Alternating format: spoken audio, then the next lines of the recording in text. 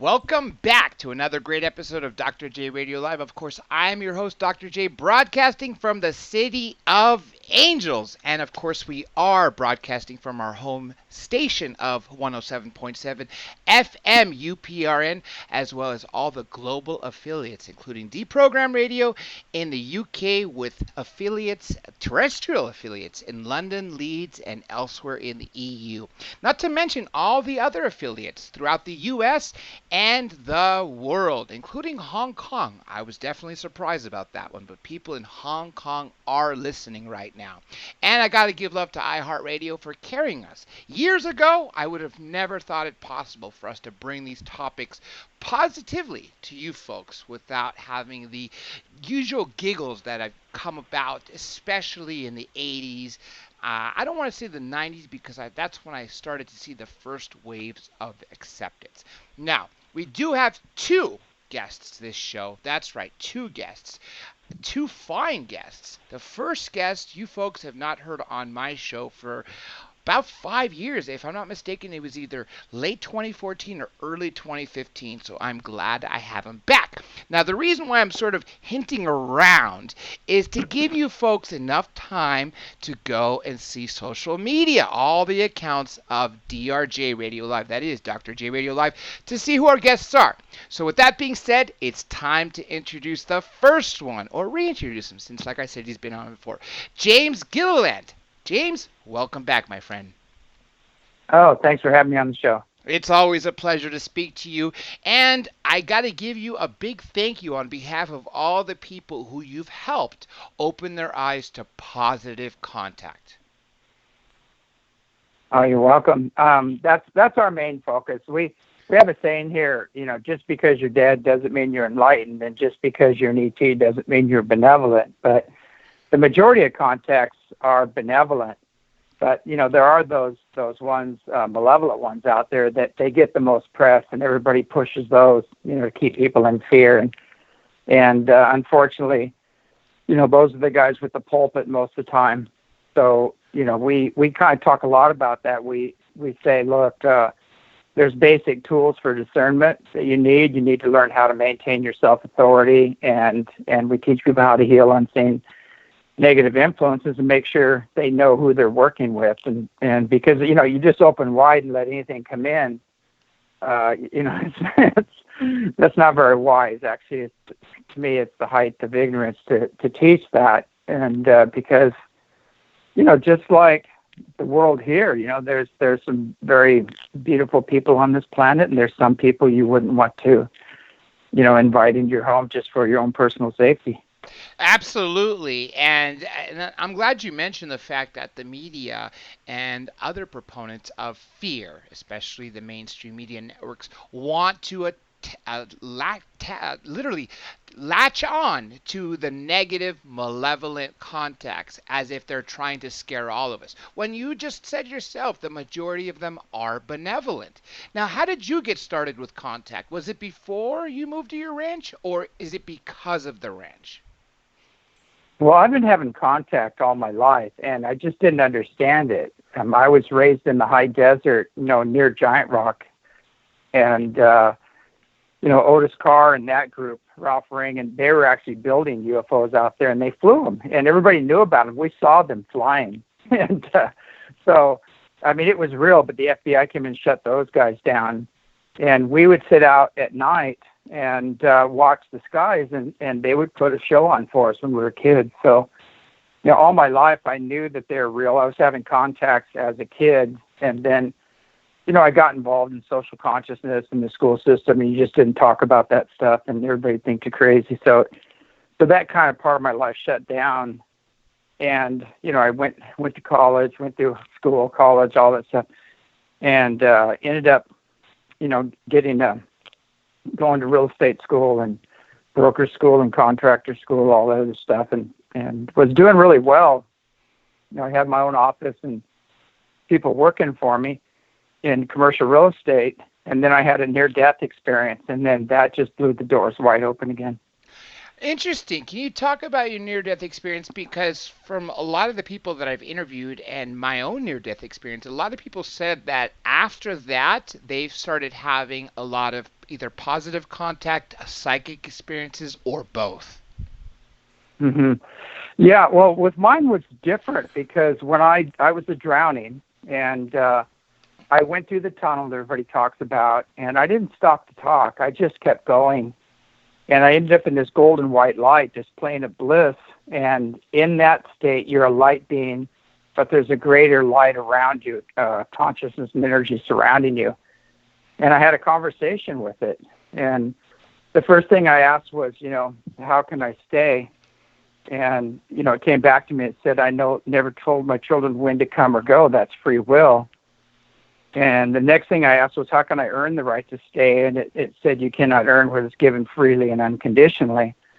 And so I'm going, wait a second, this isn't the God I was told about. I was waiting for the guy with the laptop, and the lightning bolt, and Yeah. and the big list, And the long beard, right? Yeah, exactly. And it wasn't male or female; it was just pure energy. And I said, towards the end, I said, well, how can I serve? And it came back to me and said, what do you want to do? What brings you joy? And I realized at that moment that, it's just pure unconditional love and joy and bliss. It's the highest consciousness and energy on the planet. And the more you do what brings you joy, the closer you are to the source. I would say humor is the best medicine and the path to enlightenment, not the pious heaviness and all that other nonsense, based on fear, guilt, and unworthiness. But after that experience, when I came back, when I was there, I said, I want to teach people about the true nature of source, what it really is, and stop, with all these, jealous, wrathful images and these control programs and everything else. And I heard As You Wish, and then next thing you know, I was back in the body, and they're pulling me out of the ocean. So it was, my radio show became As You Wish Talk Radio because of that. So it's kind of, that's how that came about. How long ago would you say that happened? Did I miss that part? The age of when you had this near-death experience? Oh God, that was 37, about 38 years ago or so. 38 years ago. So essentially your wish was granted to help people, in essence, right? What you're doing at your ranch is you're showing people the positive side of contact, which in essence is the wish you were asking for, right? Yeah. Well, I'm teaching people balance, and basically I'm teaching them who not to work with and how to clear those unseen negative influences, and I'm teaching them how to work with the positive ones, the benevolent ones, because after that experience, the doors were open, and I could go back and forth, through the dimensions. And, I was like, a fish out of water in the beginning because I had no teachers to teach me how to deal with these things. And so I went through the inner sensitivity training and self-mastery trainings with the TIC. They call it the Teachings of the Inner Christ. It's a blend of East and West. And I went through their program, and then I was with the Tibetan Foundation, and then I was studying yoga for like 11 years, and then I studied with Tibetan monks, and so I just kept studying with almost every elder, of every nation to learn their ways. And I just finally realized that, the bottom line is we all came from the same source. We all return to the same source. And there's all these guidelines along the way, and each culture has these pathways or guidelines or signposts, and they all have their teachers or their masters. But the bottom line is that when you get into unity consciousness, you understand the creators in all creation, and so you lose that separation game that's being played right now. We have the creator within all of us, essentially is what you said, right? With everything. Everything, even a rock, everything is conscious. Everything, light is conscious. You can't separate, consciousness and energy, or light and consciousness. It comes together, and it's all connected. So there's this, unified field, whatever you want to call it, that we all exist within that field of consciousness and energy. And the way I see it is the source is the one consciousness. It's the one consciousness that encompasses all consciousness and all planes and dimensions throughout the multiverse. And that to access that is within us. The access point is our soul, and our soul sits right next to the heart. There's a cavity there, and you go through the heart to connect to the source, to connect to your multidimensional self. Now, as you mentioned, after you had your NDE, you were like a fish out of water. You didn't have a guide or a coach, but you yourself have become a guide for so many others. Just being in your presence, it emanates the positivity that should be found in a lot of people. From you, you can have the tiniest bit of water in a cup, and you're going to say there's water, where other people say it's empty. Yeah, I always tell them to get a smaller cup. Well said. Yeah, it's kind of interesting. What I found out is our natural state. We are these loving, joyous, powerful, manifesting gods or goddesses. That's our core. That's our natural state. And we have the ability to expand in awareness to become one with the source. And that's it's basically what teaches Jesus, one of his prayers was, beloved Father, let them become one as we are one. He merged and became one with the one consciousness. I could go more in depth in that, but I kind of want to move on. But all the masters have taught us that. They've all taught us that the temple is within, that God is within. And the yogis I study with and lamas, they just say, you get out in nature and focus on love and joy and bliss until you become it, till you merge with it. And it's really that simple. Now, isn't meditation a big part of peaceful contact? It is, but also, too, before we teach meditation, we teach how to heal unseen negative influences, because you're opening up, you're expanding in consciousness. And when you go into like the fourth dimension, the lower fourth dimension, there's all kinds of weird stuff in there. There's what some would call demonic or grays or reptilians and things like that functioning on those levels. And they can hook into you or they can influence you. And it's not, it's not a good idea when that happens. And then there's faker spirits too that will say, I'm Jesus or I'm Buddha or I'm whatever, Mary or whatever. And people misunderstand. They're not really talking to, the Jesus, Buddha, or Mary. They're talking to another spirit that's kind of a trickster, or a faker spirit. So it's really important to learn discernment and learn how to move these beings on. Some people would label these spirits that are tricksters as lower frequency. Would you agree with that? Yeah, definitely. They're in the lower fourth dimension. In the mid fourth dimension, basically you have everyday people incarnating, coming back and forth. And the higher parts of the fourth dimension, you have guides and teachers and things like that, but they're stuck. They haven't pierced the psychic barrier and gotten out of there because they have some religious or cultural belief that separates them, that they're not in unity consciousness. And you have to transcend all religious and cultural boundaries to get into that level. And when you transcend that, you find all the masters are arm in arm and they're all working together. And there's no divisions in those levels. But we try to keep people or teach people how to go through the fourth dimension and just work with the fifth on up. For the last 8 years since I've been proactive with regards to specifically UFOs, and before I even got into other paranormal, every time I ran a search for Gilliland Ranch, there is an endless supply of photos of orbs that appear. Even one of the photos that I have on YouTube is this blue orb that Dave Schrader caught. Now, my question to you, James, is that do you see that with certain people there happens to be more orbs or less orbs depending on the attitude of the people visiting? Yeah, definitely. What we found here is that the higher dimensional beings and spirits, and those are just beings without bodies. They're light beings. They just don't have physical bodies. And that they love children, and they love the divine feminine energy. They're very attracted to that. But when you get like the male ego type energy out there, or any kind of ego energy, they just split. They disappear.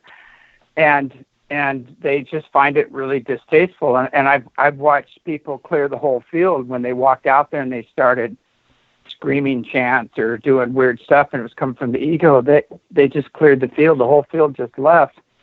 And as soon as they went left, and the children went back out and started playing, and we'd show them the orbs playing with them, they get more excited, and all of a sudden the whole field is full of orbs again. They would come back. Why do you think children attract more? Is it because they're so innocent and have no ill will because their ego hasn't developed as, say, someone 30 years their junior or senior?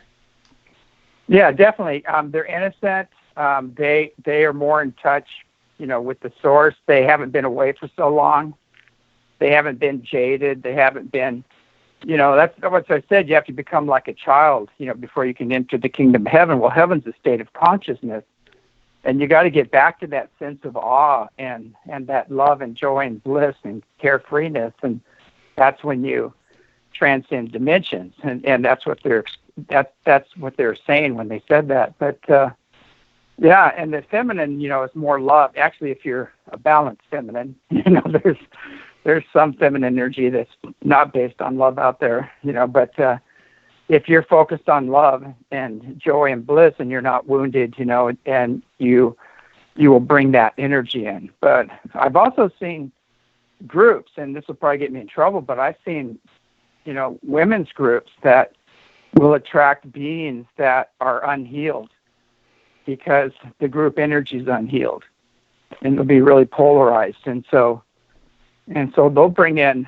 like kind of a dark goddess or some things like that will happen. So it's, the old saying is the mind in which you seek is the mind in which you connect. So it's very important for us to clear our own energies, heal any wounds and traumas and wrong conclusions from past experiences, forgive, release these things, and then start working with the higher dimensional beings. Forgiveness and gratitude are some of the most basic tenements, I would think, in contact. Am I right? Yeah, definitely. These beings are very, very spiritually and technologically advanced. They're very high beings. And so we have to rise to the occasion if we're going to have contact. There's people who will come up and say, I don't believe it. This doesn't exist. It's all a bunch of nonsense. Well, that's true for them because that's their reality. That's what they're drawn to them and creating around them. And, there's nothing you can do. It's their free will to take that position. I was in Australia with Peter Slattery over there. We have East Eddie, Australia. And we're at Uluru, and this massive ship came in really low. We were filming it, and this guy walks out there, and he's dressed really nice. He's got his Gucci shoes and his Rolex watch and everything. And he walks out there, and he goes, "What are you doing?" I go, "We're filming that ship." I mean, it was coming right over the town. And he looks up at it and he goes, "Whatever." And he just turns around and walks away. And it's just like, other people there were kind of like shocked. And I go, no, that's unfortunately, that's what we deal with. No matter how much evidence you give these people, they're not going to accept it, and so, and it's not my job to prove anything to anybody. We just make it available if people want to experience it. You made a very powerful statement there, James, that some people, no matter how much evidence you give them, as a matter of fact, I have certain friends, no matter what, no matter how many different events they've come to. As a matter of fact, when you've spoken, I brought one of my friends who's such a skeptic. He dismisses everything. Everything. So like you said, it doesn't matter what we can provide them. Some people, their wall is so high and so thick that the evidence will never come through. So making it available is the best we can do. And the way I look at it is we make it available, and for those that want to come in, those are the people that we should let in, as opposed to trying to focus all the energy on those who will never let it in. Yeah, exactly. It's a waste of time. We have triple PH Boeing engineers, Skunk Works, Lockheed people. We have all these Air Force base commanders, pilots, air traffic controllers. The witness log is unbelievable. And, I was actually on Art Bell doing a radio show, and this big ship came over, and everybody was screaming, and he heard it over and he goes, "What's going on?" I said, "A big ship flew over," and he goes, "Can you get the guests?" And so I ran outside, and I said, "Hey, does anybody want to come on the Art Bell show that just saw that ship?"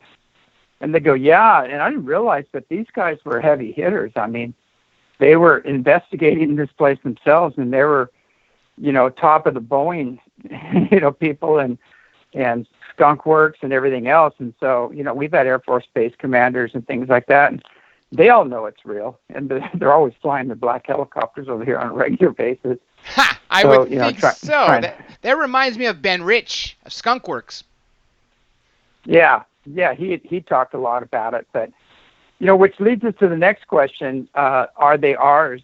Because we do have back-engineered craft. But the problem with this area here, Mount Adams has a very ancient history of UFO activity going back 500 years in Native American lore. And they were interacting with the beings, and there's beings that actually exist within the mountain, inside the mountain. And we see the ships coming in and out of the mountain on a regular basis. So it's been going on for a long time, and the ships that we see come in every size, shape, and color. So we've seen giant cylinders. We have photographs of those. We have pyramid ships. We have, triangle ships, all these different types of ships, your basic beam ships and things like that. We have tons of those. And we have all video and photographs of that. And most of them were taken by guests, which is amazing. So, I don't have to defend the videos or the photographs because they were taken by guests. So, it's to me, we say ECETI is where the debunkers come to die. Because they wake up. There's so much. I mean, you just take your camera and shoot out in the field, and you'll see orbs and light spheres and crazy stuff. Like we have phenomenal pictures we're putting up right now on the website. We should have them up in the next few days. But there's some on there already. We just redid our whole website, so it's kind of under construction. But the video we have is just undeniable. And I've showed these to top-level NASA people, and they say that's not ours. The triangles, they're trying to say that's this, I think it's NOAD, or I can't remember what it's called. There's a name for it, the triangle thing, but they said there's 3 satellites tethered together. And he said, no, that never worked. It came down because they couldn't keep them lined up properly. But he looked at the footage, and he said, you know what? He goes, those aren't ours. They're not the back engineered craft either. And when they morph into 3 or 4 from one and go back to one again, and make right angle turns at several thousand miles an hour and respond to the people telepathically on the ground, they're not, they're not from here. Well, some could be from here because they could be coming out of the inner Earth because we have ships there too as well, but they're not our back engineered ships. Especially, as you mentioned, the ones that respond telepathically.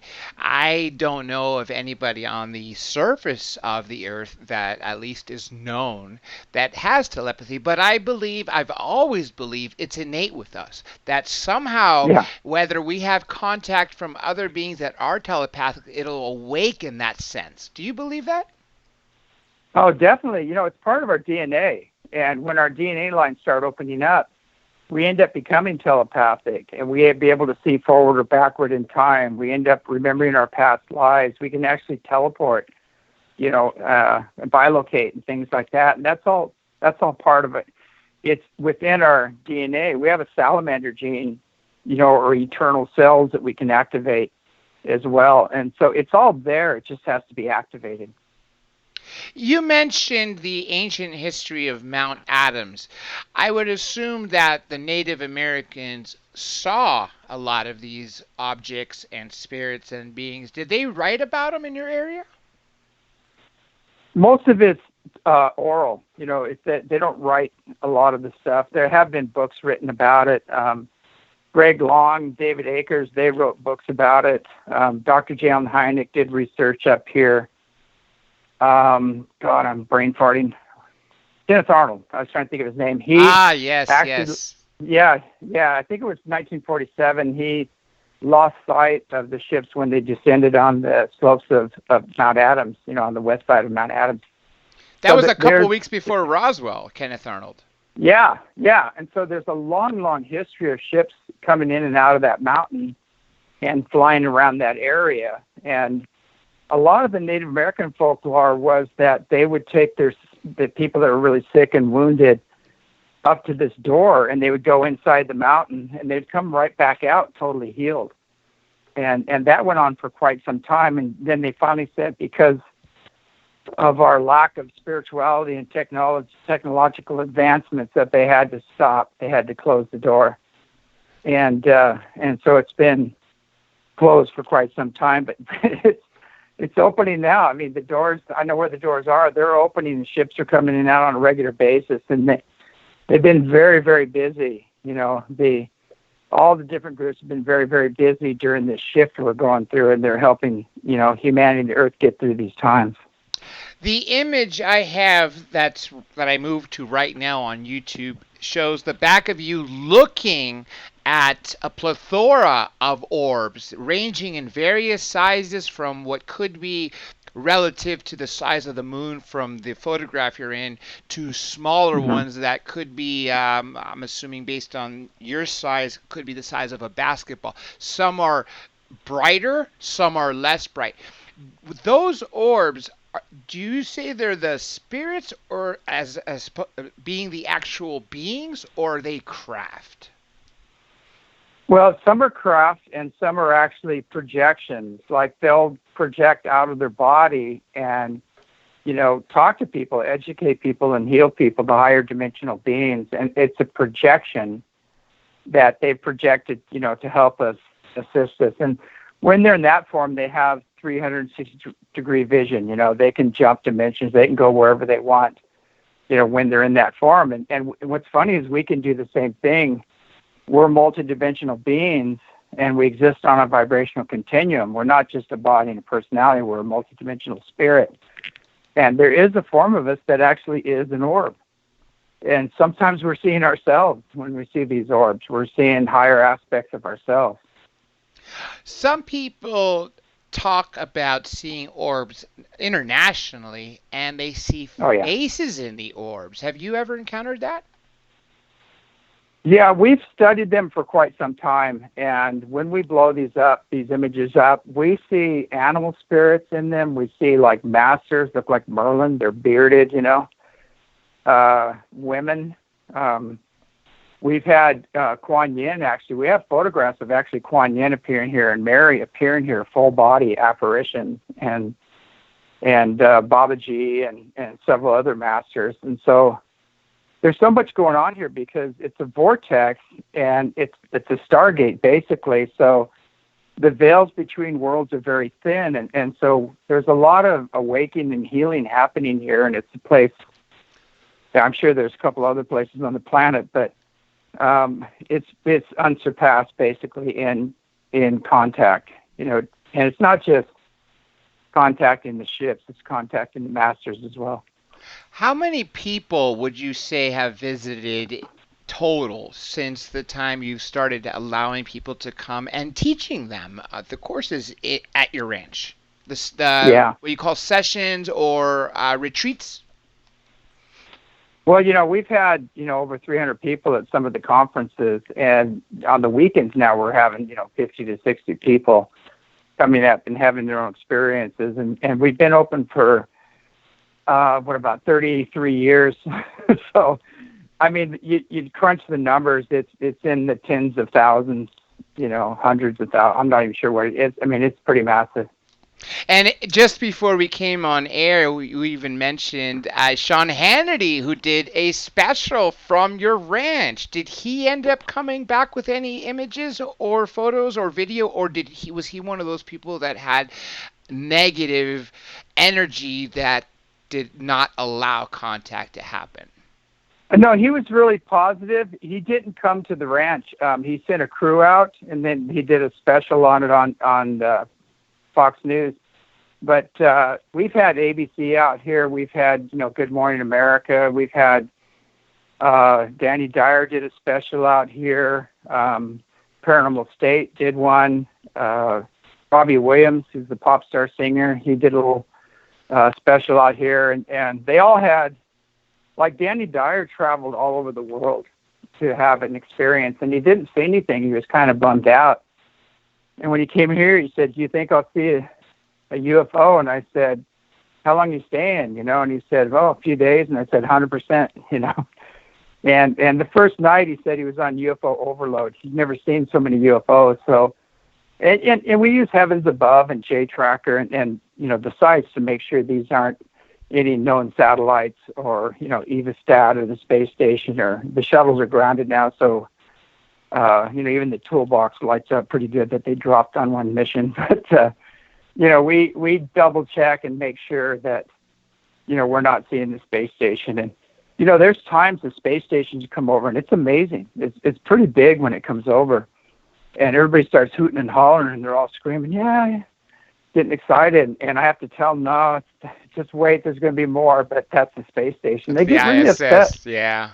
Yeah, they get really upset sometimes, but later they thank me, go, "Thanks for, letting me know," So I hate to burst their bubble because they're all excited out there and everything, but we want to keep the integrity levels up. What percentage of the tens of thousands of people that have come would you say did not see something? Because I know the majority have. Yeah. You know what? There's just been a few, to be honest with you. Not very many. There's just been a few, and they really had a tude going, and the only other times where they didn't see anything is when we're locked out due to weather. It was like low clouds and really socked in. Now let's talk about ESETI, Enlightened Contact with Extraterrestrial Intelligence. When did you start this organization? Well, I've been here for 33 years doing the workshops and the classes. And it went through some changes. It went from Sattva sanctuary. Sattva consciousness means reaching the highest states of consciousness and in beauty, art, and wisdom and things like that. And then we shifted it into ESETI because it started out as a healing retreat center and process-oriented therapy center, and it's more of a healing retreat. And what happened is the ships just kept coming and coming, and at the time I wasn't really interested in the ships. I was focused on making my own personal connection with Source and working, helping people heal and things like that. And I was in all-day meditation, and these beautiful beings came to me and started talking to me, and they were talking about the awakening and healing of humanity, the earth, and how they were assisting in it. And I asked them, what dimension are you coming from? And they said the fifth and sixth. And that's where the Palladians and the Orion Council of Light and Syrians and a lot of those guys are coming from. They're helping right now. And they said, actually, we're on a ship. And I walked out. I didn't make it to the door. I was going outside, and I go, okay, I'm losing it here. I'm getting overactive imagination. I'm going to go get grounded. And I didn't make it to the door. And my sister and her friends came up banging on the door, and they said, come out. And I go, why? And they go, it's a huge ship hovering right over the branch, a light ship. So, that was where I had to bring that together, and put them together. And at the time I go, of course, my childhood experiences, of course. Uh-oh, folks, we seem to have lost. Hang tight. I'm going to bring back our guest. He was just in the middle. It sounds to me like someone was shutting this down. What are the odds of that, huh?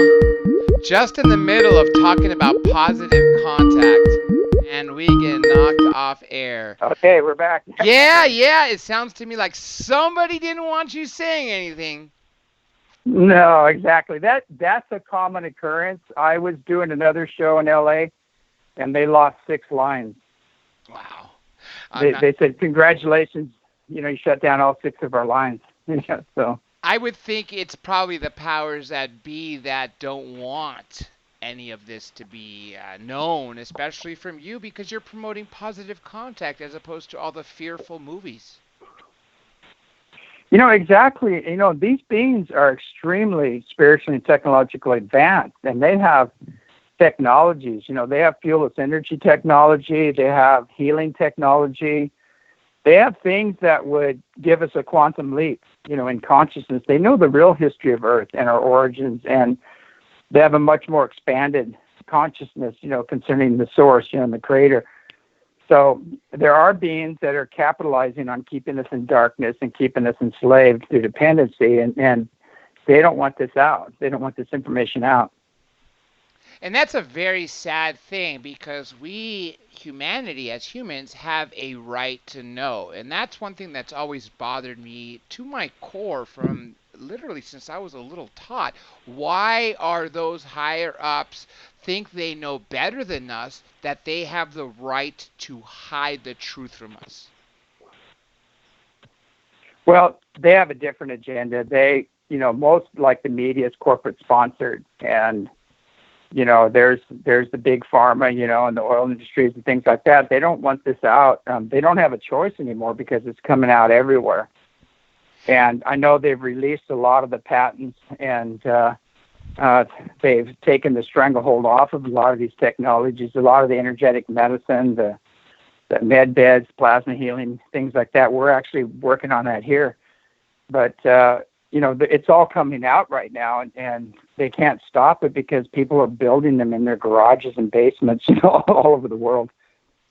And that's another thing you just mentioned, James. That's always been a fascination of mine and a very important topic to cover is the fact that you have inventors that are building these inventions that are of the future but are also of the past. Yet our governments seems to keep seizing these patents. But like you said, people are building them in their backyards. And one more point to this. I interviewed Richard Doty, who was in the Air Force Office of Special Investigations. He had no problems talking about ETs, but he said anytime I would ask a question about medicine or technology or anything like that, he would have to say that it's still classified. Yeah, they have, they have these 24-hour soldier things. They have soldiers blown apart, and they can put them in these devices, regrow limbs and everything.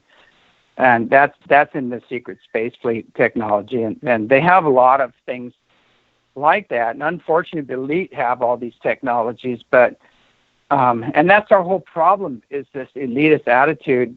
They aren't very elite. They're not very wise because they still believe in separation, and they're still trapped in their own egos that they're special. And, they're not very evolved, although they think they are, but they're not very evolved because, the highest power, the ultimate power in the universe is love. It's the creative energy. It's the cosmic glue that holds everything together. And they have no love in their life. And a lot of them are seeking love and acceptance and things like that. And all they can do is buy it, but it's not real. James, can you hang on 1 second? We got Joe from UPRN calling us. Let me bring you back and get this whole group going. Joe, can you bring back, since we're still streaming on OBS, bring back James, who's on the other line? James, you're with us, right? No, it got dropped and only he was able to come on. All right, let me grab him right quick. Actually, we all got dropped. I don't know. Yeah, I noticed that. I noticed that. The internet, I don't know what the hell it did, but it glitched like a big dog for a second there. Yep. But it happens sometimes. First time it's happened in forever, but still. I guess that's what it was, because I looked up and seen everything down here. Down, yeah. James, we got you back? James? It shows him in the queue with us. What's going on? Okay, that's just weird. James, can you hear us? doesn't show him on this call. It shows him on mine, but not on yours. Okay, let's try it again. Okay, remove from call. Okay, let's try it again. Every time someone's coming out with truth, it seems that the powers that be are trying to suppress it. Just like James said, he was on a show where 6 lines were shut down.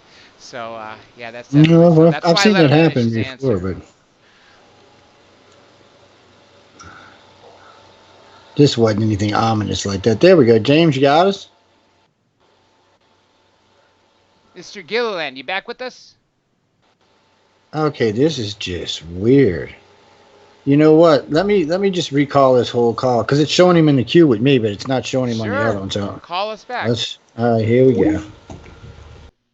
All right, folks, hang tight while we bring back Joe Montaldo, station owner of UPRN, and James Gilliland of the Gilliland Ranch. As you noticed, I let him finish his answer before I ended up having to go back to answer UPRN's call. But wow, talk about high strangeness, folks. And you know what? This is surprising, but at the same time, it's not. Especially when you have someone who is inviting people to his ranch for purposes of showing them the truth. Now let's see if he's back. Did we get James back? Let me get his number again. Hold on. All right. Remember, we are on OBS on YouTube, so don't say that number out loud. It's going to be a tough thing to do for some reason. It ain't even giving it back to me now. Or I could write it for you. Hang on. Oh, wait, here we go. I got him. Hold on. All right. So it said merging with us. What do you mean, Miss James? Yeah, see? We got you. There twice, my friend. And that, thankfully, we were able to catch your full answer before we got Joe back on, but we were knocked off for a few minutes of UPR.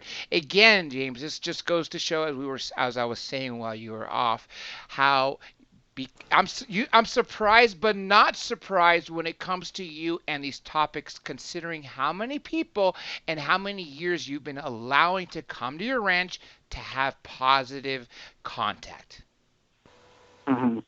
Yeah, I think it's interesting too because, I kept trying to answer the phone and there was nothing there, and there's nothing wrong with my phone. And when I called you back, it let me through, but when you called me, it wouldn't open up. The line wouldn't open up. That's kind of interesting. And that's ironic because on this end, Joe was saying that you were on the call, and I was saying I can't see him on the call. So that's three times within 40 minutes this happened. Now, yeah, I know a lot of people listening, James, are wondering, how can I travel to Washington and go to the Gilliland Ranch?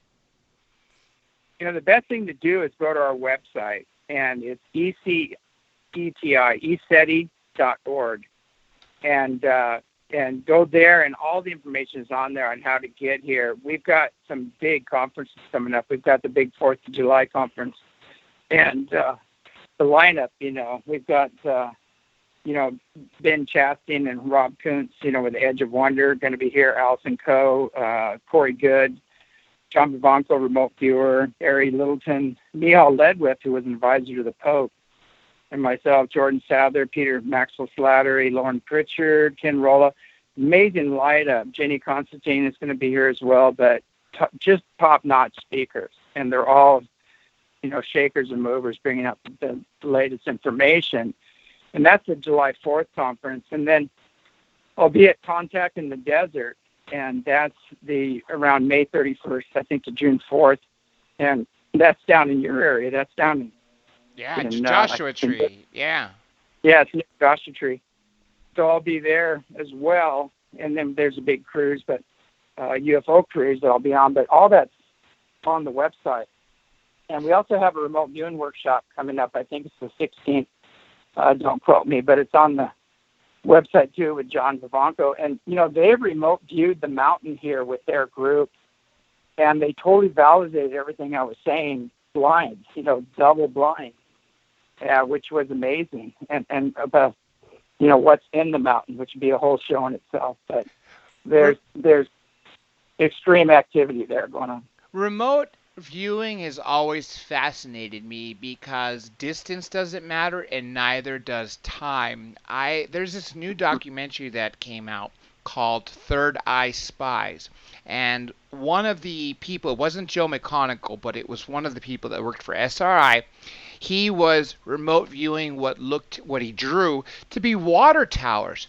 And the people who were having the picture said, no, that's not the target at all.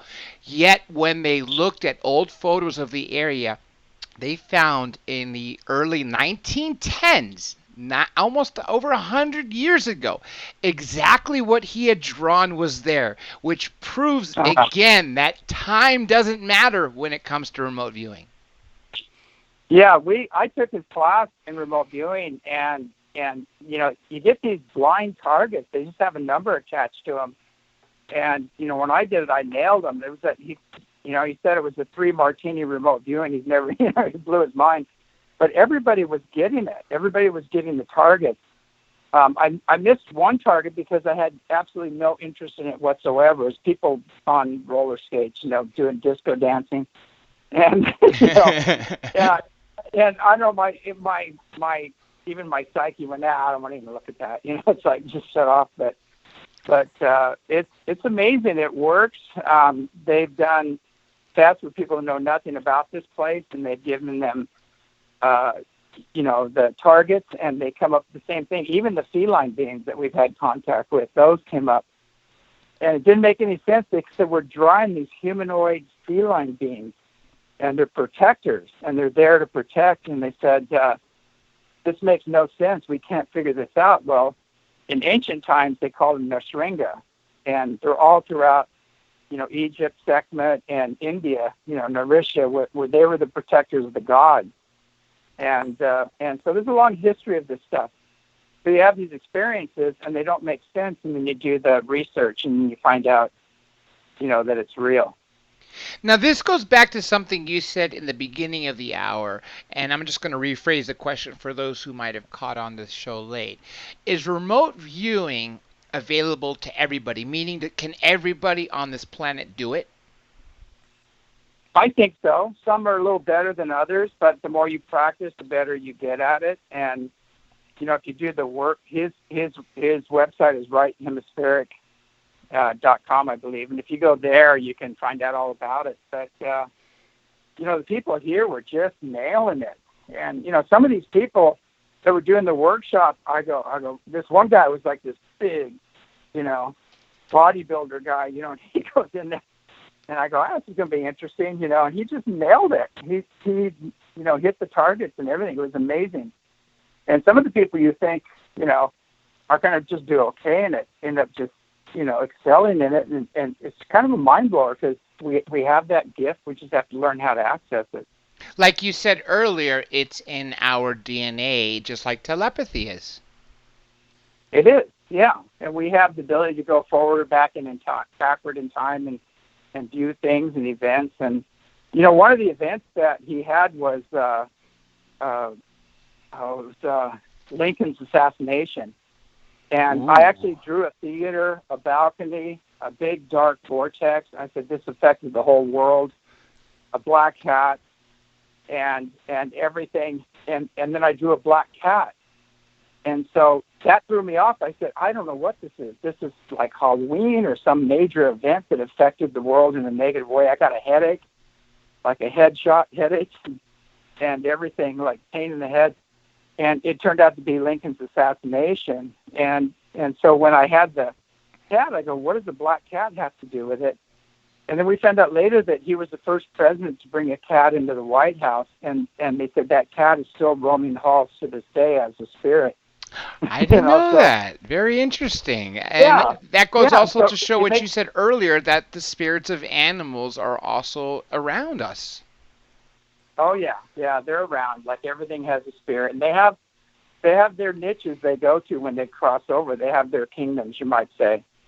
And, so it's a lot. There's an old saying, they do have dogs in heaven, So if you lost your dog or your horse or your cat, there's a good chance you're going to reunite with them. Now, how many species would you say you have seen, you yourself, or even collectively as all the people that have visited your ranch? Boy, I couldn't even give a number on that. I know definitely over 50, uh, probably more than that. That's actually in line with what Clifford Stone said, and he said 57, and I believe the number that he was given was back in either the 60s or the 70s. Mhm. I'm looking at your website here, and obviously the Mount Adams is very majestic, but what I'm grabbing from your website, two pictures that I really like, and was looking at them long before we got on air, was the Galactic Medicine Wheel as well as the Oh Palladian yeah. Circle. Can you talk about those? Well, it's in the Hopi tradition that it's a galactic medicine wheel, and it has all of the different star nations represented in the wheel. And when people go into the wheel, when they find their star family, or because we are eternal souls, and we just didn't live on this planet, we've lived on other, planets with another civilization. And when they connect with their star family, people just have amazing experience. I mean, Jimmy Church came here and he dropped to his knees and he took him out of body and blew his mind. But people have those experiences here when each pod, you might say, on the wheel has an energy that's anchored into the ground there. And when you walk into that pod, you might say, you feel the energy of that family. And some people will go in one and not feel anything, and then they'll move into the Arcturian or the Andromedan one and just blow it wide open and start crying and, having a major experience. I'm definitely going to have to visit your ranch at some point. I know I said this years ago, but now I'm more able to, James, and I'm going to have to choose a time when you have one of your retreats, just like you have your Science, Spirit, and World Transformation Conference. That's the one July 4th through 7th with all the speakers you mentioned, right? Exactly, and it's filling up fast. It's amazing the interest in this. So we're having to buy more chairs and because it's going to be a great one. And every conference we had amazing ships coming out. One, I had William Henry out in the field talking to him, and Lisa Renee, and we're sitting out there talking, and huge ship came flying over, and it powered up and lit the whole field up. And I asked them, I said, hey, did you guys see that? And they go, see it, we felt it, So there's an exchange that happens, and when they power up like that, they pulse you, and you get all giddy, and everybody gets really high as a kite. It's kind of neat when it happens. I would imagine the ecstasy people are feeling, can't be described with any other experience on this planet. Oh, yeah. I mean, well, there's two things you go through. One, you find out you've been lied to most of your life, and the people that do have that curiosity and that feeling that there's more out there, when that's validated, they open up, and it's almost like connecting with their own soul and their star family or their soul family. It is. It's people go through major transitions here. Now, since we're winding down, and we did lose a couple of minutes, of course I want to go past this hour a little bit.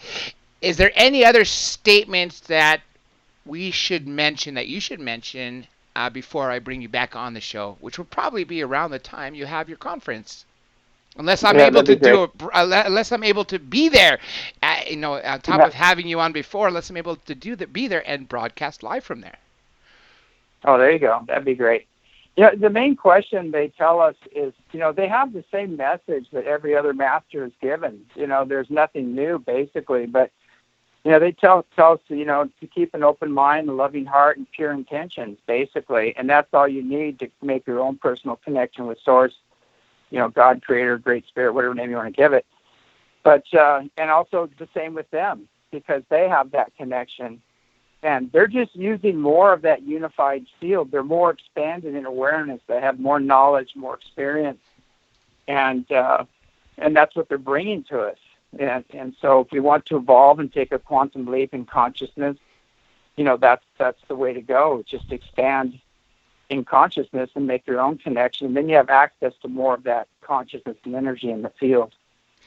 Akashic Records is something I hear, and I've interviewed a lot of people that has to do with consciousness. The fact that we have the ability to access this library of knowledge, galactic knowledge. Do you say you're Exactly. able to access it? Yeah, we do that when we do our transpersonal release sessions. We go through, we clear any unseen negative influences, and then we find out who your main teacher and guide is, and then we find out the past lives that need to be healed or cleared, and we clear those, and then we go into the beneficial ones and reconnect people with those lives that would be beneficial here, on the earth, and we also clear out any childhood trauma and things like that. But a lot of people have filmed these sessions, and we've had some of the incredible technology like Harold Oldfield dip technology, and you can see the whole energy change in the room, and a big golden green vortex open up, or pink if Mary comes in, depends on which group's coming in. And they've filmed it and documented it, and we have a lot of that on the website as well. Now, you mentioned healing. Can you talk about some of the worst ailments that people have obviously believed when they showed up at the ranch ended up being healed with their ailments?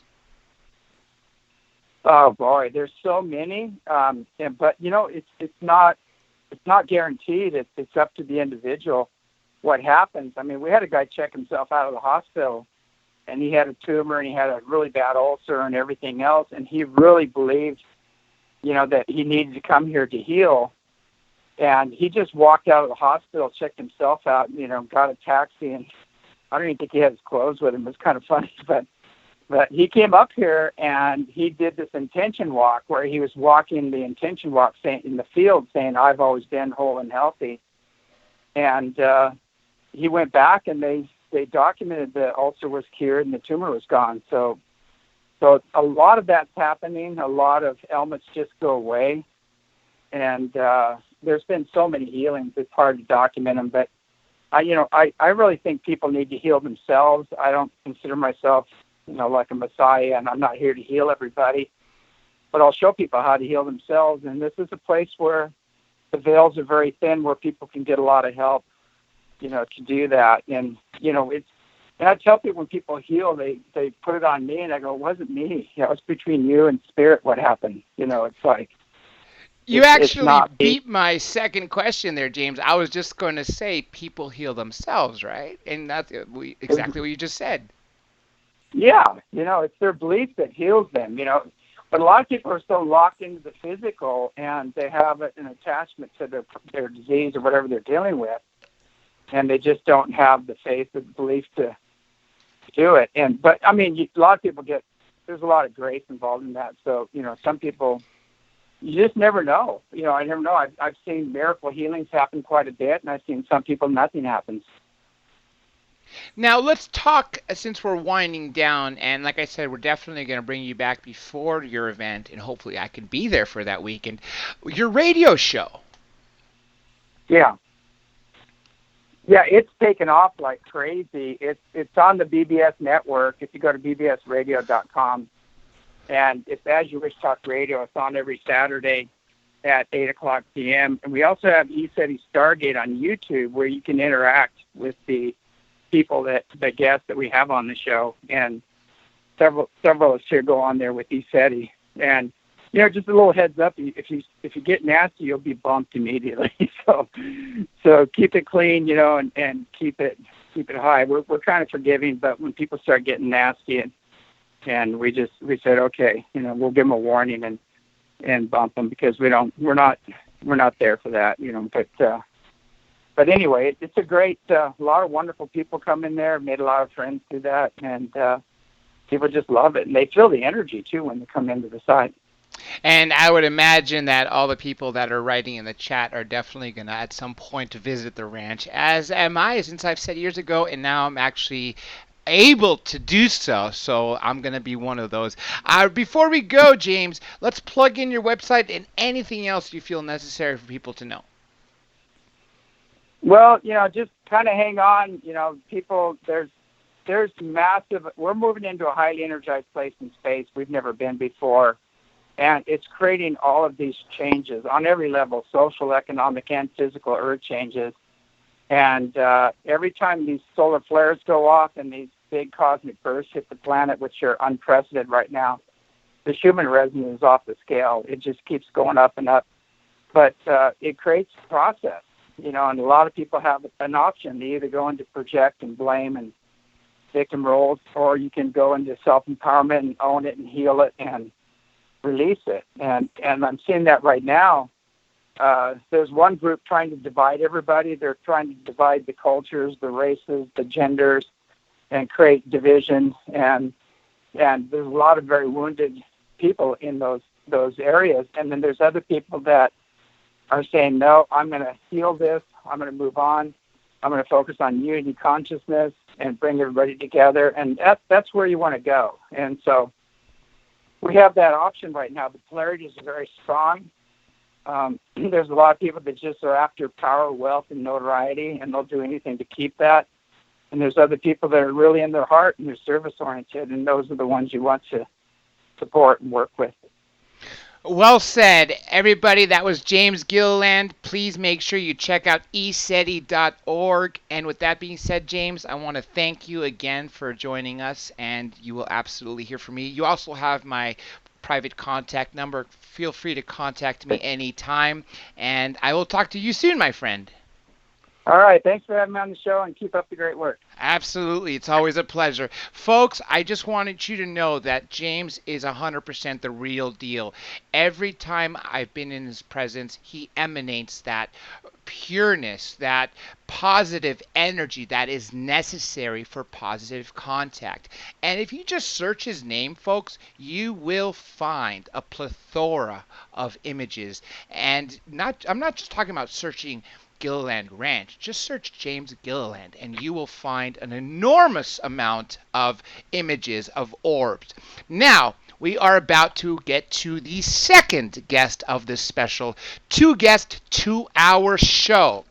The paranormal storyteller, the king of YouTube horror, Dark Waters. Dark Waters, welcome to the show. What's going on, Dr. J? You called me lighting my cigar. How you doing tonight, baby? Perfect. You know what? We're both smoking cigars. As I mentioned, I got my Cohiba for this occasion. Yeah, I'm smoking me a CAO flathead. You know that 770, the box cut, box press. Yeah, man, I'm ready to rumble. How's the audience doing? How is everyone doing tonight? Everybody's doing great, and you know what? CAO is one of my favorite brands. CAO Brasilia, I think it's called, and Italiano. All the CAO, Cano, I forget what his name, Cano A. Anyway, he is one of the newest cigar makers and has really taken the cigar world by storm. No, absolutely, absolutely. And real men smoke cigars, so it's good to hang out with you. And I'm excited about spending some time with you and your audience. And I'm ready to rumble, buddy. I'm ready to go. Now, let's ask the question that people are already asking in the chat. How did you earn the name Dark Waters? Why don't you use your real name? I do use my real name. My real name is James Williams, and I go by James Williams. People call me, and they know that I'm James, but Dark Waters is twofold. One thing is branding, 100% branding and marketing, because it's a seamless marketing tool that I use. So it's Dark Waters. My website is iamdarkwaters.com. My radio station is Dark Waters Radio. So it's seamless branding. And then the other thing is, me being from New Orleans and down south in a swampy area, some of the greatest stories and paranormal stories that I've ever been told have come from the swamps. And so I decided to use the name Dark Waters, and that's how I came about it, and it's been branded worldwide. From the swamps, a lot of people, when they think of creatures or ghosts or beings or anything from the swamp, I personally think of things like the creature from the Black Lagoon or things that are so horror-looking that you want to look away. What's the craziest thing you've seen or have heard from other people coming from swamps? The craziest thing that I've heard, and it actually came from out of the Everglades in Florida, is the alligator man. A gentleman calls me, and just so you guys know, let me rewind for a second and give you guys my process. So what I do is I'm a paranormal storyteller, and I narrate the stories that I'm shared, that people share with me, right? So I have a public phone number, a person calls the number and says, hey, Dog Waters, I want to share my story with you. I'm like, okay, great. Tell me your story. So we'll go through this process where I'll talk to that person about 9 or 10 times over a 2 to a 3 week period. And I listen to them tell the story over and over again. And then I memorize that story and I turn around and I turn it into a super high quality movie like audio, old time radio broadcast. And so that's what I do as a whole.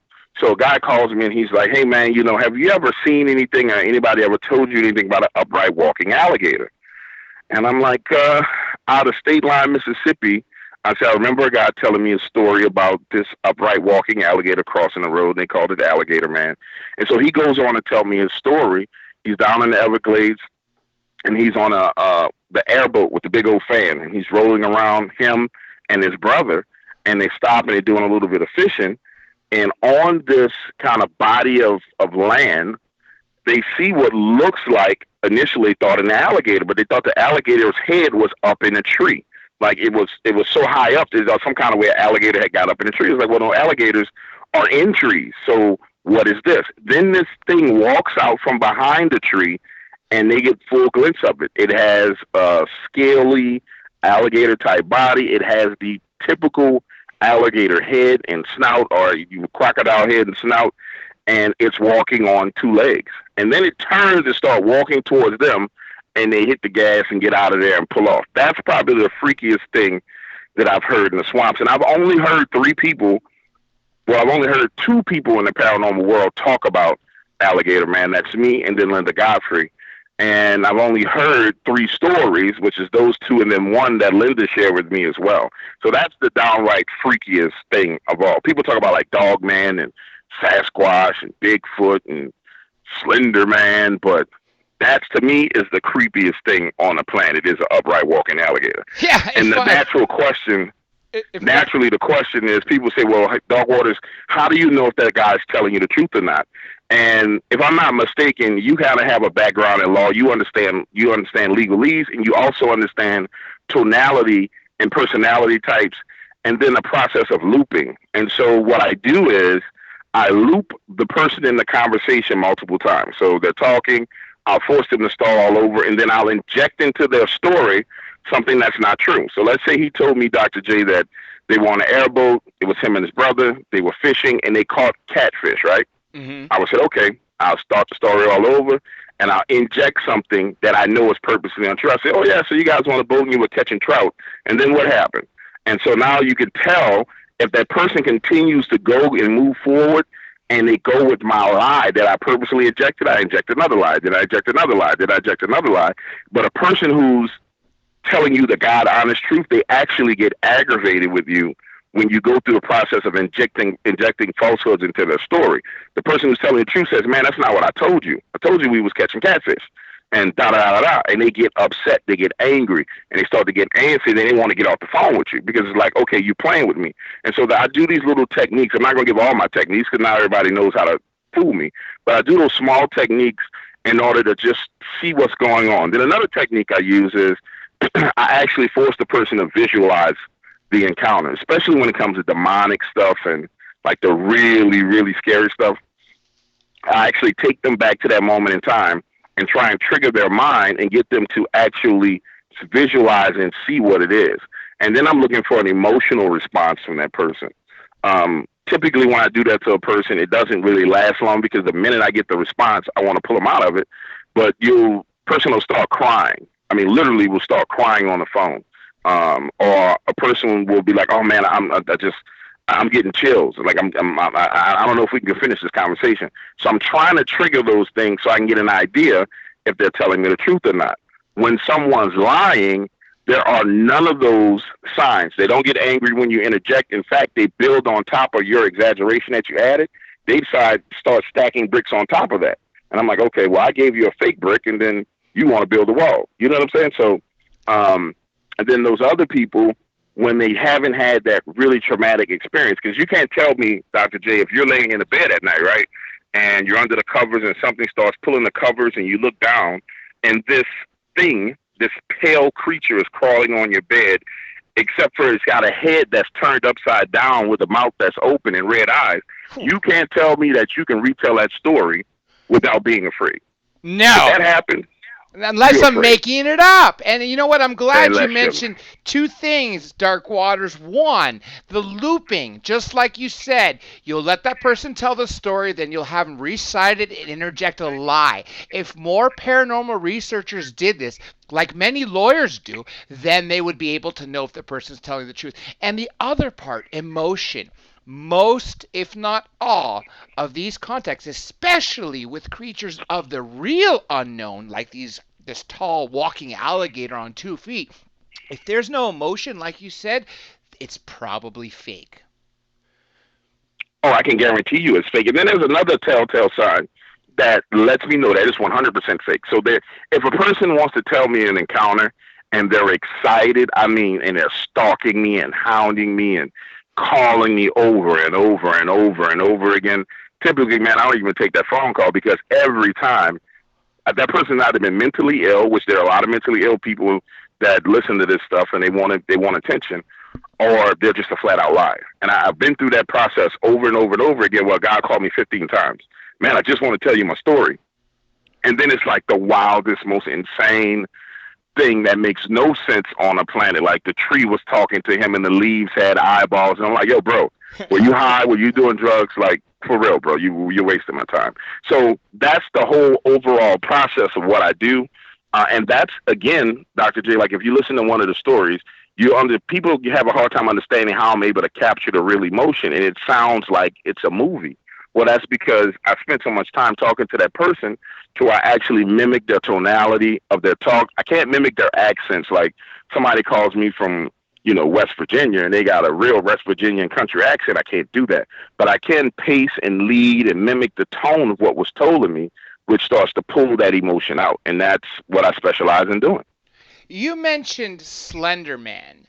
Is that something people genuinely have seen, or is that internet hoax that ended up spawning things like those two 12-year-olds who ended up stabbing close to death, but she didn't die, their other third 12-year-old friend? So I've had one story about Slender Man. The guy, I was about 70% certain that he was telling me the truth. I produced this story because I wanted a Slender Man story. And I reduced I kind of backed down on my criteria because I wanted a Slender Man story. Other than that, I've had nobody call me and tell me about Slender Man, right? What I believe could be two things with this.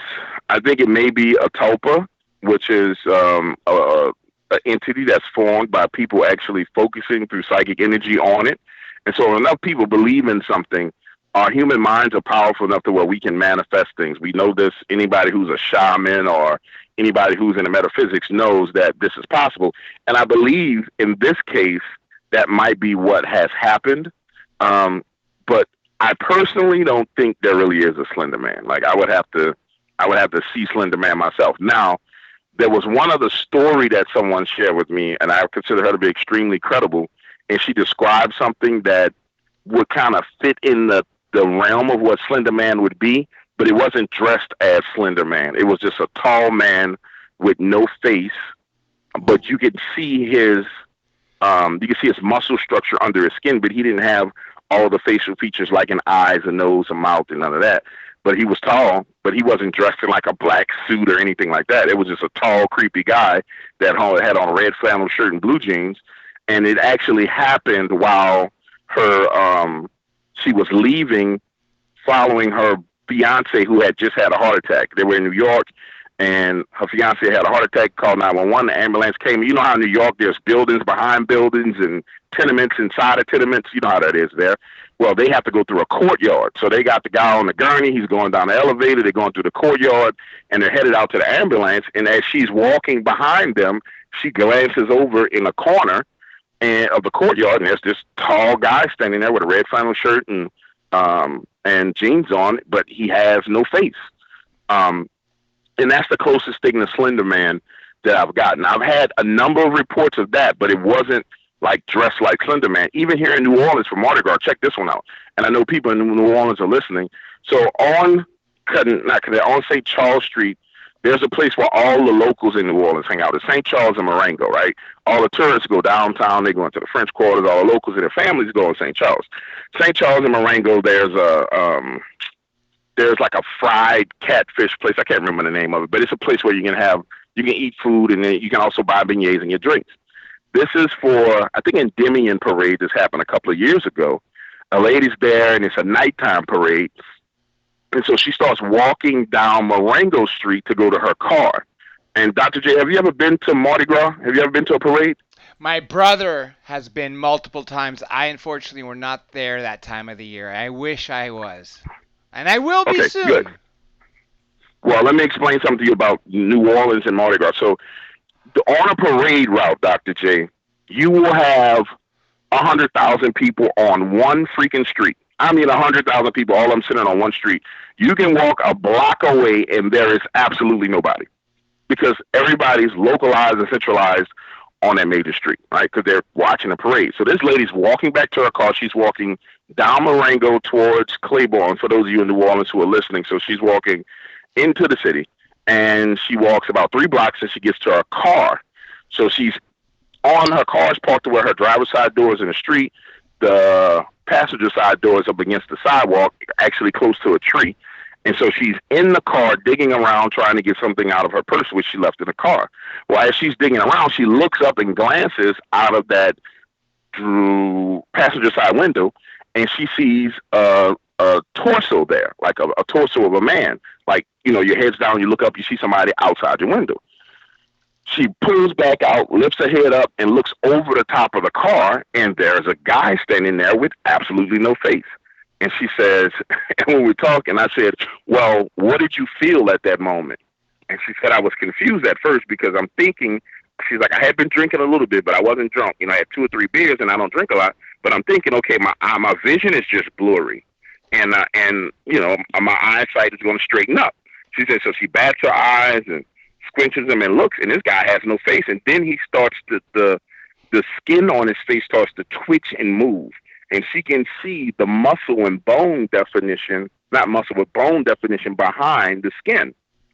And I was like, oh my God. She's like, I slammed the door and took off running. I ran all the way back to the parade route. And when I got there, I told a police officer that someone tried to rob me, and I wanted the cop to go back down there. She said, I couldn't tell him that a guy was down there with no face. So she sends an OPD police officer down to the exact same spot. She says she stands there and waits. The cop comes back about 4 or 5 minutes later, and he's sweating, like literally profusely sweating. And she says, well, did you see him? And he tells her, ma'am, I saw something. I don't know what that was, but I saw something. When it's time for you to leave, come over here to me, and I'll walk you to your car. So he clearly saw something. He never really admitted it what it was, but he clearly saw something. So the parade ends, in which those parades take a while, and that cop is still waiting there for her, and he escorts her and her husband, her and her husband back to the car because that's how frightened he was. So, and that's just a New Orleans story. It's a lot of stuff that happens here locally that's crazy. That, you know, and New Orleans is a place where I say that the paranormal is normal because, you know, we're a city of voodoo and a city of hoodoo and Santeria. And if you go down to French Quarters, there are more magic shops than probably anywhere else in, you know, the southeastern portion of the United States. If I saw a man or a being with no face, truthfully, I think I would be more scared than if I saw, say, a gray alien or anything along the lines of that. Because if it has no face, no expression, then you don't know what its intent is. And clearly, I can't imagine being, no matter how much I drink, I don't think even at that level, if I'm drunk beyond belief, would I even see something like that. No, I don't think, first of all, I don't drink like that. Second of all, if I saw that, I probably would have pissed my pants. You know? And that's the craziest thing, Dr. J. Like, I listen to these paranormal stories and I memorize them. And part of what the effect of doing that is you have this, it's like having a database of knowledge in your head. And every now and then I have to dump it out. So there's times where there's times where I won't create any content at all, right? and I'm just talking to people, and I'm having hundreds of conversations, not one or two. I mean, literally hundreds of conversations with people, because you have to realize when I start talking, like let's say you told me a story, Dr. J, and you told me the story, we talked for 3 weeks straight. After I got the story, I'm not going to ignore your phone call. So you may call back, and by now we're friends, and we're talking about your kid playing basketball. So I take hundreds of phone calls from people, and it begins to build like this mental database. And so I have to dump some of that stuff out of my mind because I have to function on a daily basis. So when a person calls and tells you there was a 7-foot shadow man in their bedroom and they were afraid and they took a dump in their bed, right? Mm-hmm. Because that's how afraid they were. Like you can't just run around and hold on to that. So guess what? That's got to be turned into one of the stories and released, because now my memory is not so stressed out. My body's not feeling the stress of holding all that stuff in. And I'll tell you the weirdest thing that and the audience will find this very interesting. The weirdest thing of all is, before I started this, I didn't realize how powerful negative entities were.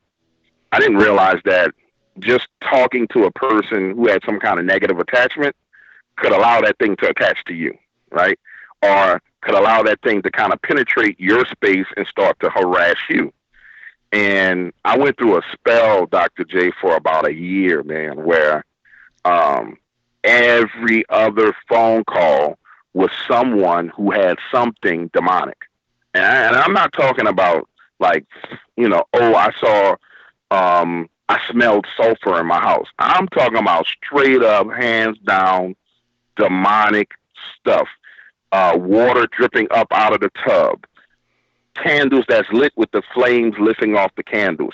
So much so, Dr. J, that I befriended a demonologist. Like literally, the demonologist, my homeboy, he's on speed dial.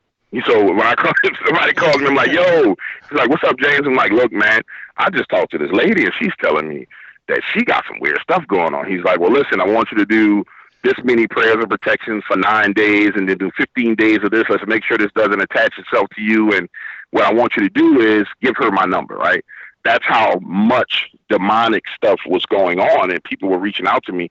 And I started to make it known that I didn't want people to call me with demonic stuff. So then it kind of died down and it changed. But those are some of the most frightening things that I think an individual can encounter, because most of the people who encounter something demonic, they don't realize why they're doing it. Now, there's some people I talk to who, like, they like to play the Ouija boards, right? They like to do open those little boxes. Those are called the boot boxes with the candle wax on it. They'll do stupid stuff like paint a Ouija board on their girlfriend's shirt and then turn her into a human Ouija board and then wonder why their girlfriend got possessed. Those are the people who like dabble into magic and occult. But I'm talking about the regular little old lady who's going to church every Sunday and comes home and everything is going good and her grandson comes in the house and then all hell breaks loose. And I get those phone calls. And those are the scariest things, to where people have things climbing in the bed with them, snuggling up to them, actually physically touching them in the bed or pulling them out of bed. I mean, crazy, crazy stuff that I've created those stories, and those are the most interesting, but those are the most frightening ones. They really, really are. This year-long spell, did it come by accident because the demonic entity was attached to that person, or did this person try to cast that entity onto you away from them? That's probably that's such an intuitive, insightful question. Wow. Great question. Thank you. Let me tell you exactly how that started. And I personally believe that it was a series. It started off as one person. I'm sitting on the porch holding a conversation with him. He tells me he has a demonic attachment. Actually, he tells me he has a demonic attachment after he tells me the story. While we're talking, it's 2:00 in the morning. A black crow lands on a power line above us. As you know, birds don't fly at night, and blackbirds don't fly at night. Literally lands on a power line above us, above me, and starts squawking. Then I see a shadow walk from across the street onto my side of the street. And I'm like, okay, bro, I got to get off the phone with you. You bugging out. Like, this is not going to work. Go inside and I pray. Then I talk to another young lady. This was the guy I talked the first time. And she talks about how she had this curse on her family. And this is one of the worst ones. She says she has a curse on her family. We start talking. And this is before I knew how to spiritually really protect myself. And this is what led me to befriending the demonologist. So she says she has a curse on her family. She goes through a whole family lineage, how her mom and her dad were together, and they were driving by this house, and this house started calling out to their mom. And so they bought the house. She moved in, and everything was fine. Then her mom started getting sick, and it climaxes with one night she's laying in bed, and her bedroom, if she's laying in the bed with her looking at her feet, she can look out of the door down the hallway to the little movie room where her dad's sitting on the sofa watching TV. So she's laying there and she's kind of watching the TV from a distance, and she sees this giant black mass start to fill up the hallway. And it's big enough to where it blocks out the light from the TV where her dad is. So she starts screaming for her dad, and Dad, help me, Dad, help me, Dad, help me. And her dad runs through the black mass and gets her. He sees it. He runs through it and grabs her, right? The next night she's laying in bed, and this thing manifests in her bed and pretty much violates one of her physical female parts, right? Now, while I'm talking to her, I'm at a cigar shop. I'm in Dallas, and I'll never forget this. She starts crying at this point in time when she talks about this thing actually physically, like, sticking its finger in places it shouldn't stick it, right? And I say, hey, and I'm going through that process where I pull all this emotion out. I'm like, okay, I done went too far. I need to calm her down. So I say, hey, let's take a break. You and I are going to get off the phone. I'm going to go grab me a Coke or Sprite. I'm going to get another cigar. I'm going to get me some food. I'm going to call you back. So I go get the food. I get the Sprite. It's like chicken fingers with fries. And I sit down at the table, and I start eating. Call her back. And I'm like, hey, how you feeling? She's like, I'm doing fine. And you know, I didn't want to spring it on you like that it was really demonic. But, you know, I had to talk to somebody, and I know you don't really like this kind of stuff. I said, well, you didn't spring it on me. You told me up front pretty much what it was, and I chose to go with it. And I started offering her help. I said, well, you really should start praying more. You know, what's your religious background or religious affiliation? She said, well, I haven't been to church in a long time.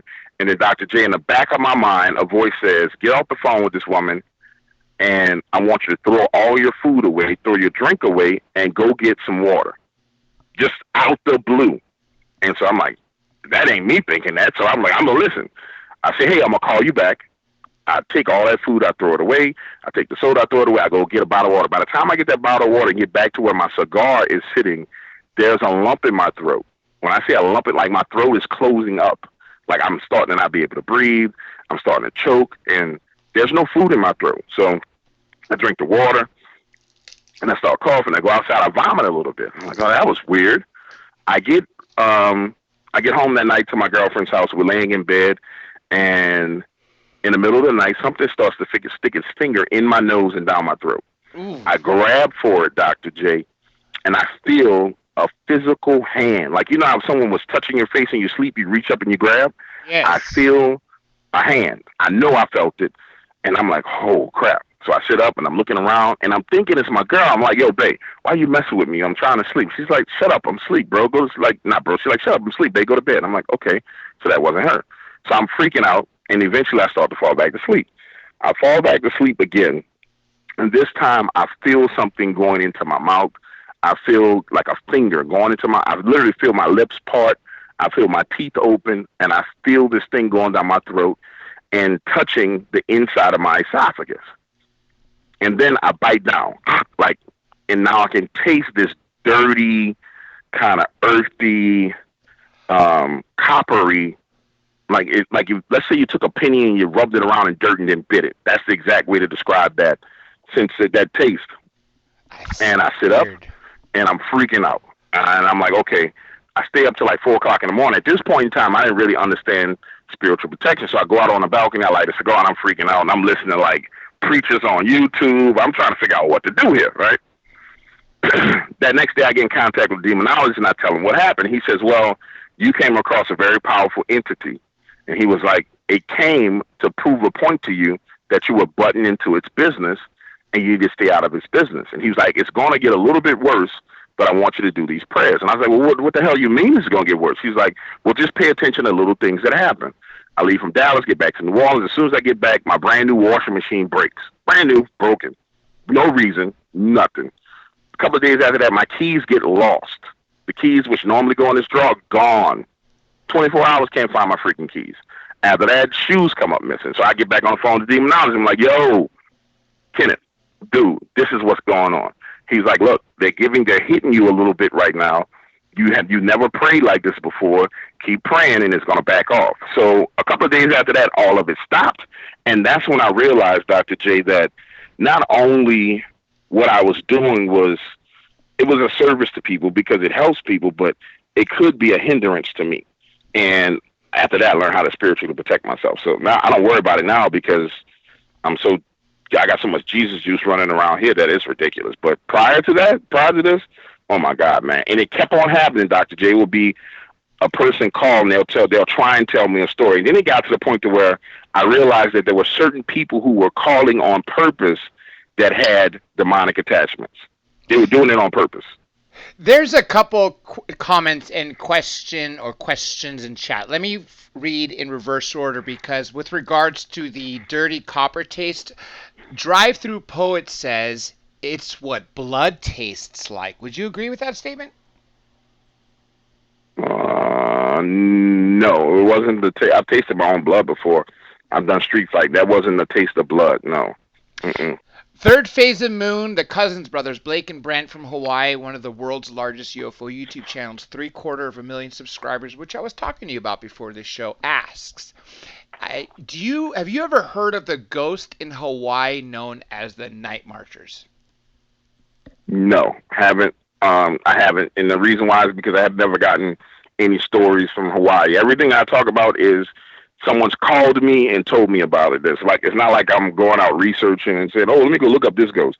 It's purely what people call and talk to me about. Okay, this one is from D-Zombified. OMG, Dark Waters, my daughter keeps telling me that she feels something pulls her sheets away and pulling her off the bed.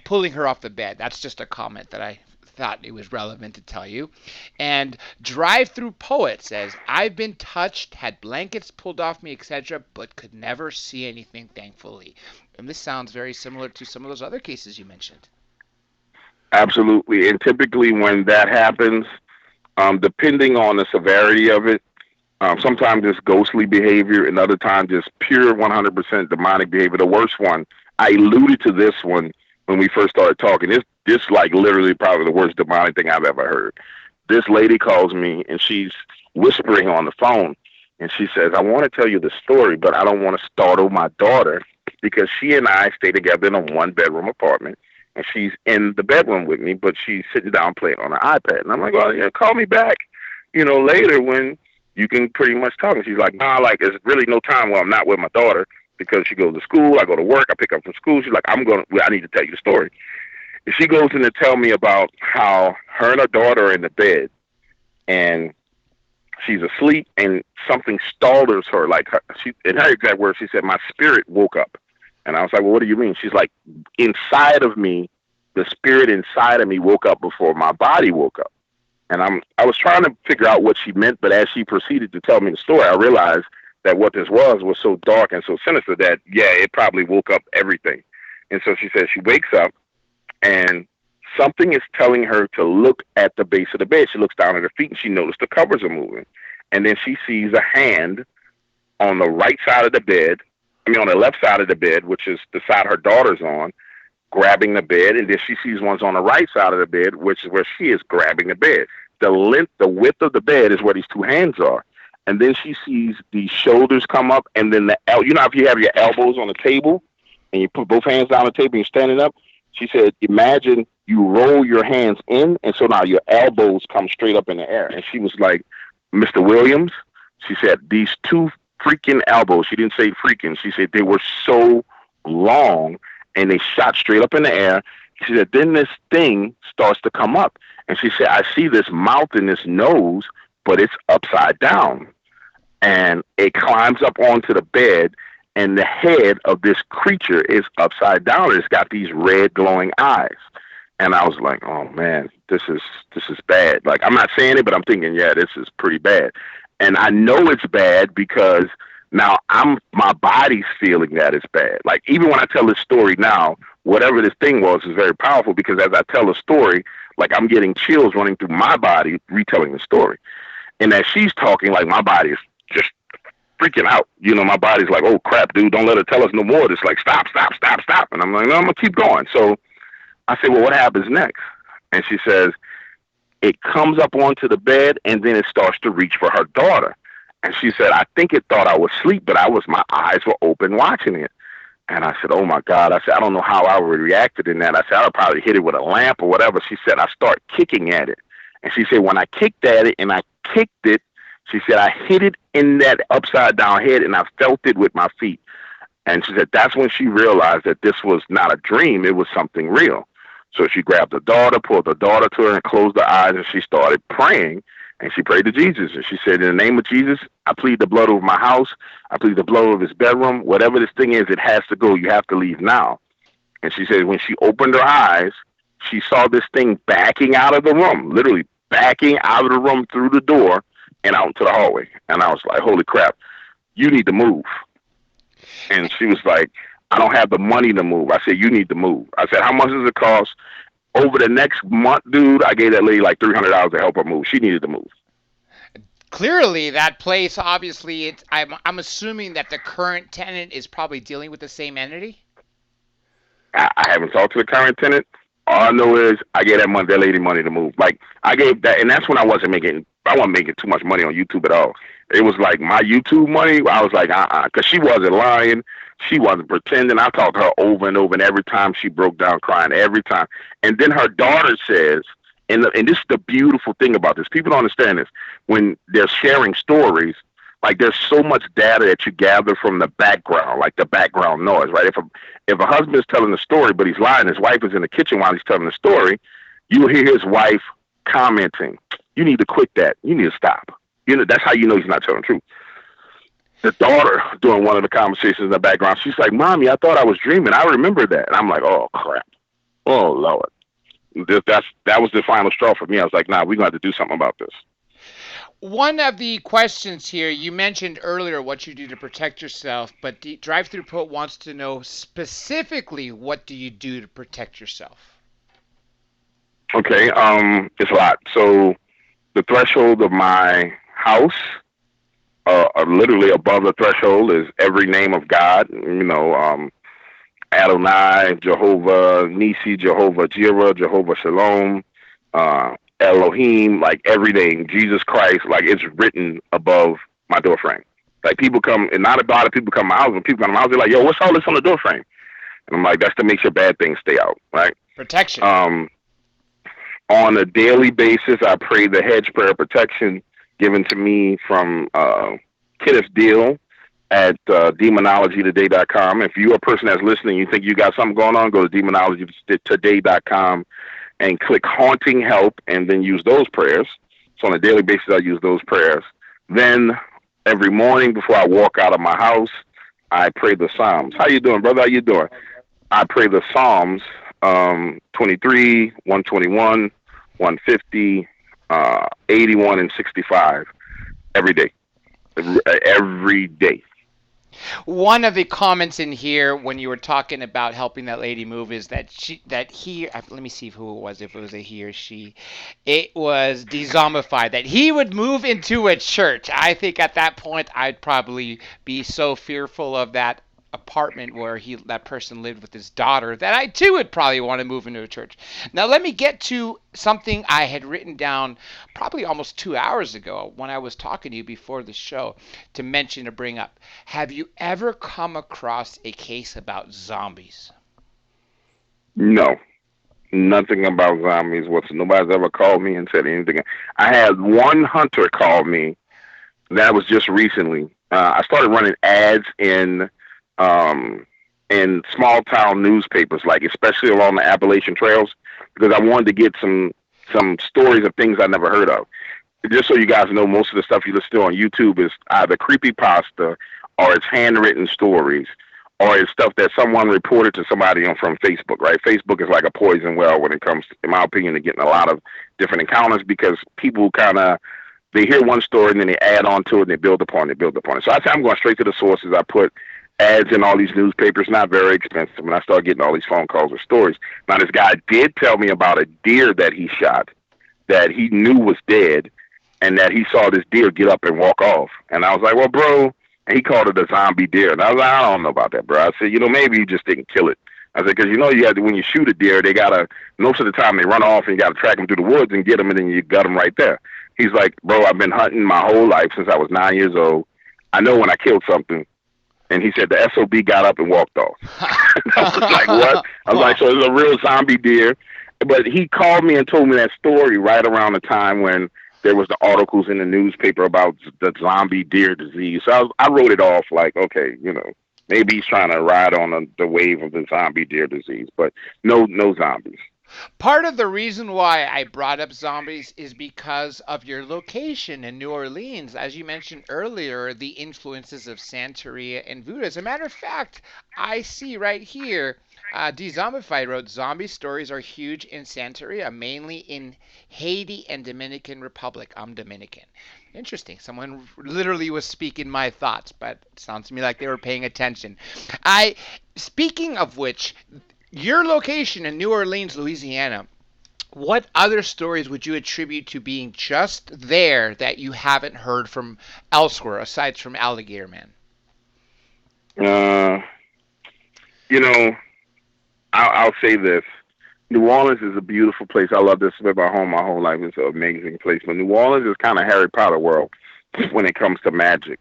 And what I mean by that is we have botanical shops and all these different little places where you can go and buy candles and buy roots and buy herbs and all these different things.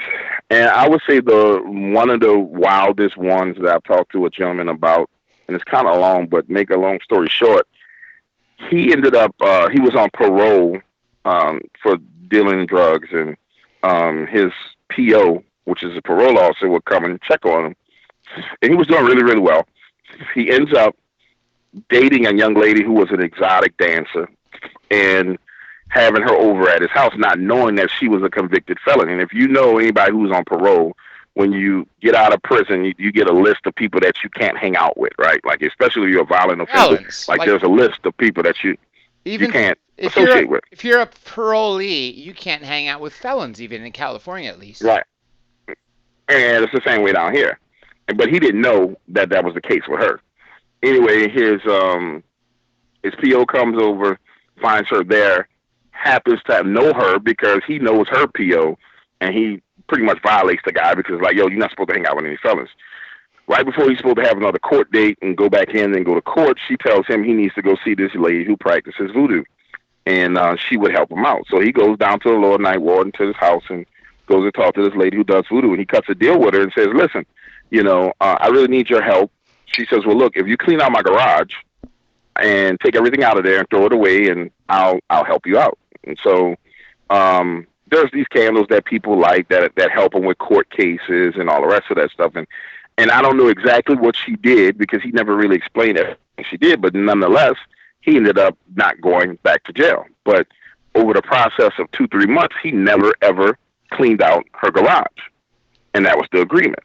The girl, who's his girlfriend at this point in time, is like, look, babe, you really, really need to go over here and clean out this garage. I'm telling you, you can't break your word to this woman because it's going to end bad. And he's like, well, I've been over there a bunch of times. And the lady actually went back to Haiti, and he got disgusted and decided he wasn't going to do it. Craziest thing. This dude is walking home one night past this fence where there's this dog. This dog is always there. Dog never tried to bite him. Dog goes crazy, jumps the fence, bites him. He goes to the hospital for the dog bite. University Hospital, downtown New Orleans, for the dog bite. While he's at University Hospital, he runs into a friend whose brother had just got shot. And he's outside of the hospital talking to this guy whose brother had just gotten shot. He talks to him about 5 or 10 minutes. And then he ends up leaving, right? And when they actually go inside, he ends up going through his thing and leaves. A couple of days later, his PO comes to the house and says, with pictures of him and this guy talking, and says, hey, what you know about this murder? He didn't know that guy's brother died in the hospital that night, nor did he know that over the next couple of days that guy himself was murdered and a couple other people were murdered. So now he's a part of a murder investigation. They thinking that he knows about what happened. He ends up going back to jail. Going to prison. And that story came from the girl, and then he actually called me from prison and told me his side of the story. So it just goes to show you how powerful the magic is down here if you don't do what you're supposed to do.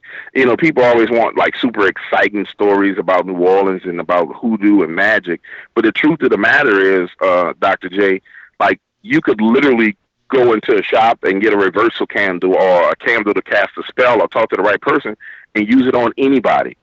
And that's what happens here. Like in my other business, I was talking to a client and she's like, James, I promise you somebody's burning a candle on me. One of these, that wasn't a word. She said, one of these bees are burning a candle on me. I think it's one of my tenants because all my plumbing and all 7 of my houses broke at the same time. Like I was just going to say, let me ask you about aliens, ETs. Have you yourself ever seen an extraterrestrial? No, I thank God I ain't never seen no extra. I don't want nothing to do with them, but no, I haven't seen them at all. But I've spoken to people who've seen them. And when I first started talking to people who were having those kind of encounters, I really didn't know what to do with it because I'm not a big alien guy. And I'm not like a guy who's like, oh, tell me about the UFOs. And I feel like I got enough problems to not have to worry about freaking aliens, right? I got bills to pay. I got kids to take care of. I don't want to worry about aliens. And I was dealing with all the demonic stuff. But I've spoken to people who've had those type of encounters, especially specifically with these gray aliens, which over time I did a little bit of reading about it. And I found something extremely interesting through my studies of how to protect myself from demonic things. I discovered that there were several fallen angels that actually look, when you see the image of them, they look like the grays, and that there were fallen angels that are responsible for impersonating themselves and making humanity believe in aliens and ETs, which I thought was extremely interesting, combined with the fact that people that I've spoken to who've had alien encounters, especially with the grays, when they prayed to Jesus Christ, those things would back away from them and leave them alone. So I was like, wow, this is very, very interesting that I'm getting feedback from people who've had these encounters, people who didn't pray to Jesus and felt like they were pretty much abducted and experimented on, and people who did pray to Jesus and the things left them alone. And that's pretty much the extent of what I can tell you about aliens, because that's as far as I've gone. Out of all the calls, I get more ghost. If you have to rate it, it's ghost, demons, Bigfoot, Dogman. Then you get into like black-eyed kids, aliens, and just straight up weird stuff like invisible things climbing out of the pool, like stuff that's like in the trees that looks like predators, stuff like that. And I don't really consider that alien. I just consider that unclassified. Before we even came on air, when we were talking about praying to Jesus, and I mentioned to you there's so many abductees who tell me the story that as they're paralyzed and feel that the energy from a non-terrestrial being entering the room, and even when they see them and they start to pray, that these beings back away and the abduction never happens. And just like you mentioned, even in the Bible, it mentions how that they came, not the Anunnaki, maybe someone in the chat can correct me, that they came down and mated with the woman of this earth.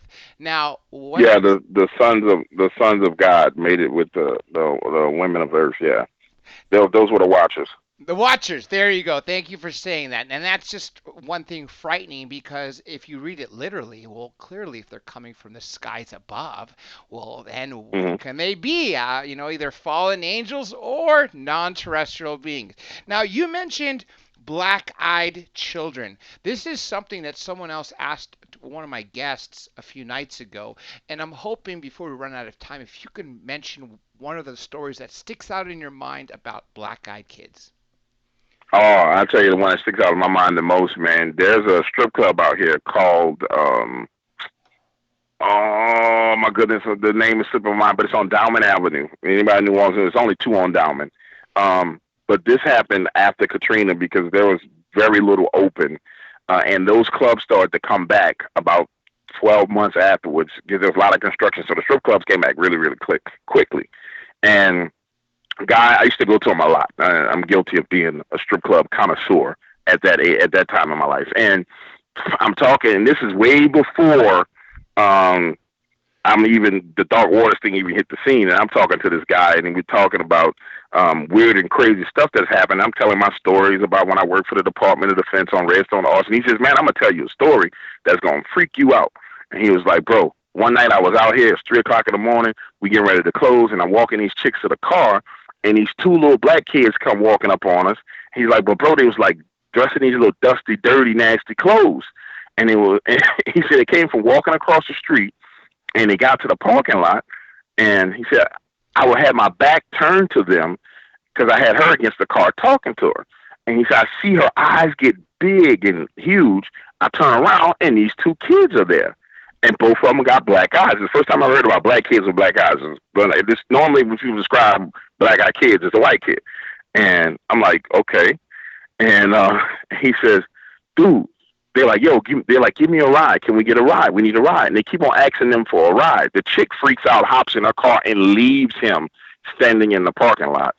And he takes off running, runs back into the club, actually gets his weapon, comes back out of the club, and those kids are gone.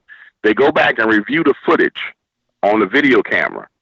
You see them actually physically reacting to these things, but you can't see them on camera. But everything happens exactly as he describes it. Him leaning on the car, talking to her with her back turned.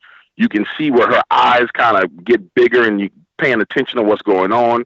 You see him turn around in shock. You see her hop in the car, drive off. You see him run back in the building, but there's no kids on the camera. Wow.